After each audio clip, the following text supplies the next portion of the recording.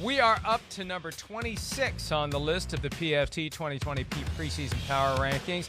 And this is a team that was tanking for Tua, supposedly, last September. They didn't tank, and they still got Tua anyway, the Miami Dolphins. Finished strong down the stretch, rallied around Coach Brian Flores. A lot of reason for optimism. Yeah.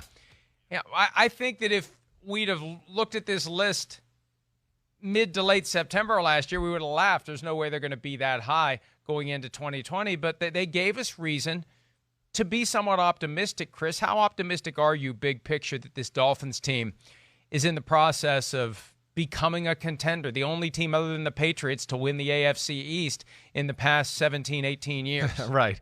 Yeah, it's funny when you say it that way. You're like, oh, gosh, well, yeah, that was more than a decade ago now. But I'm about as excited about a roster turnover that I just saw with the Miami Dolphins over the last year as I can remember any time here in just the recent past. I mean, hey, what they've done in a year is phenomenal. I mean, they've changed our whole outlook. You kind of just said it. I mean, we kind of went to a point of the year where we're like, I don't know if they're going to ever win a game. And then, the last half of the year, they were competitive as hell.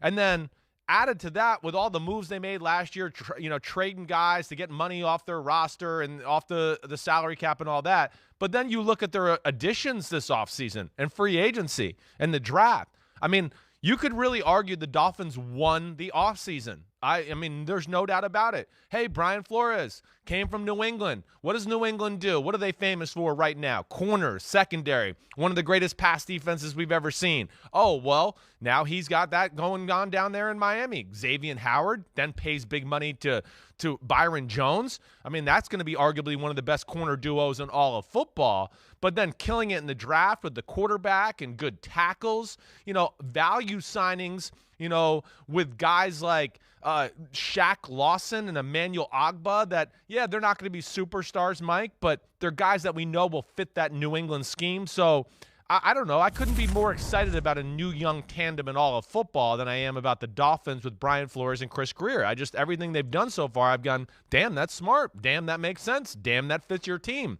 And that's why I am excited about them going into the future here.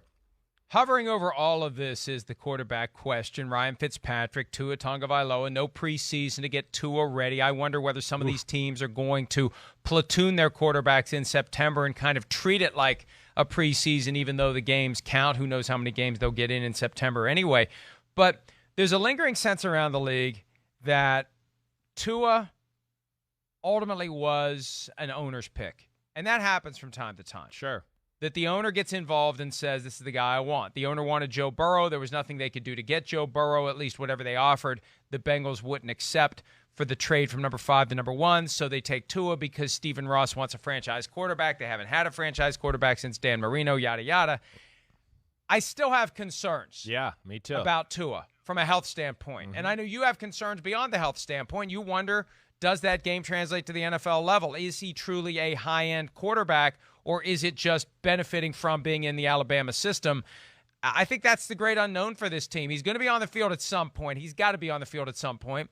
What are we going to see from him? Yeah, no, you're right. What are we going to see from him? Yeah, there's a lot that I do like, and I know, I was one of those guys that during the draft was certainly pushing back because people were telling me Tua is the greatest football player they've ever seen, and he's obviously the first pick of the draft and all that.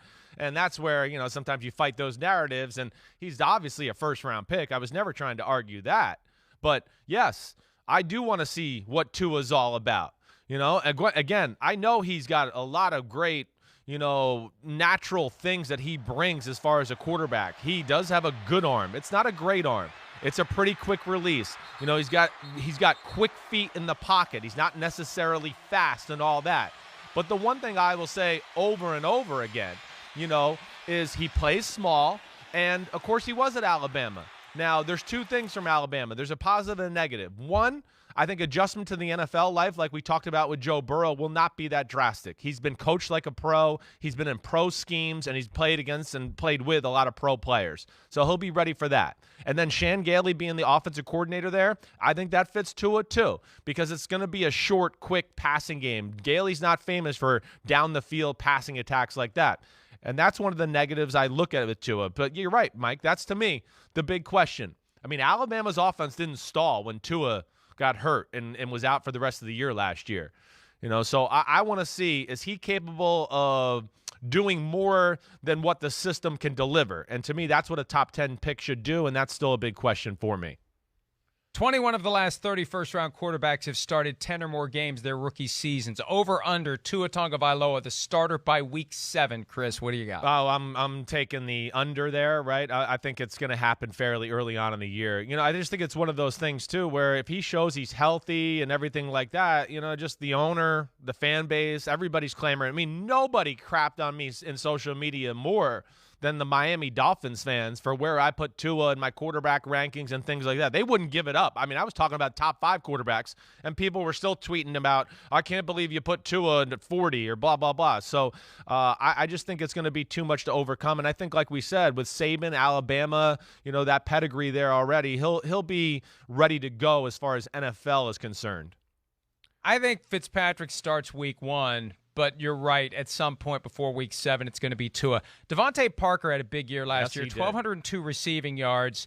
He's plus 3,700 to lead the league in receiving yards. That's $100. It turns into $3,700 if he does take it the rest of the way. What's your over/under? Let's use last year, 1,202. Yeah. Let's use 1,202. Are you going over or are you going under? Oh, I'm going to go over. I'm going to play this guy takes off. This guy's a superstar. He just hasn't been able to stay healthy. And this is the other point, and I'm glad you brought him up, Mike. Who else is on the offense to feature anything around right now? That's where I just look. That's one of the issues I look at their team right now is go, who other than him's going to make a play on the offensive side of the ball? They got some solid, but no great running back, and he's their only great receiver, and I think they're going to feed him to death. So I'm going to go he stays healthy and goes over 1,200.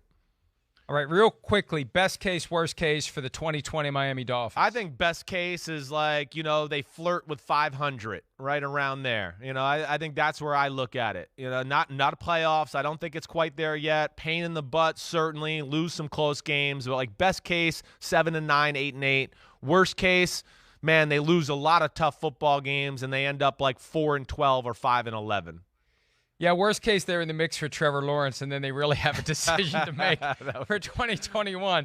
Then they could have him and Josh Rosen and Trevor Lawrence. They could have 3 top 10 picks on their roster. Yeah, the guy that the Cardinals dumped when they went with Kyler Murray, they could do the same thing to Tua next year if they get in position for Trevor Lawrence. I don't think that's going to happen. No, I think they're going to be competitive, but I agree with you. 500 or thereabouts is the best they can hope for. All right, let's take a break. When we return, Dalvin Cook was supposed to hold out, and then he wasn't going to hold out, and then he told the team he was going to be there, and then his agent said, I didn't tell the team anything. Tuesday came and went, and Dalvin Cook showed up. But what does it really mean between him and the Vikings? We'll talk about that when PFT Live continues right after this.